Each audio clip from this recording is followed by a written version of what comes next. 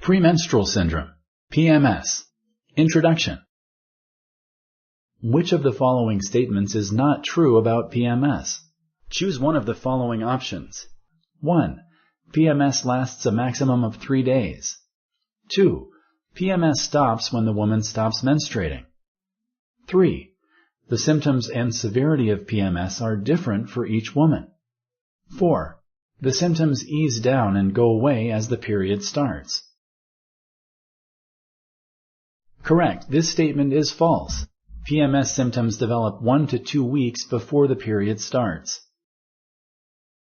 For some women, the severity of premenstrual syndrome makes it difficult for them to get through the day, study, or work. Select true or false. Correct. PMS symptoms are mostly physical symptoms and not emotional. Select true or false. Correct. PMS causes physical and emotional symptoms. Scientists do not yet fully understand the causes of PMS. Which of the following are possible causes of PMS? Choose one of the following options. 1. Certain foods or drinks. 2. Chemical changes in the brain. 3. Low levels of vitamins and minerals. 4. All of the above. Correct. If you suffer an anxiety attack for the first time 1 to 2 weeks before your period, it is a normal part of PMS and is nothing to worry about. Select true or false. Correct.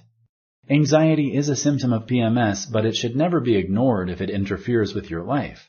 Talk to your healthcare provider if you are suffering from anxiety.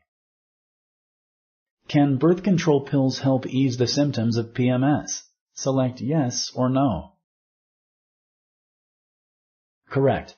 Many women on the pill report fewer PMS symptoms.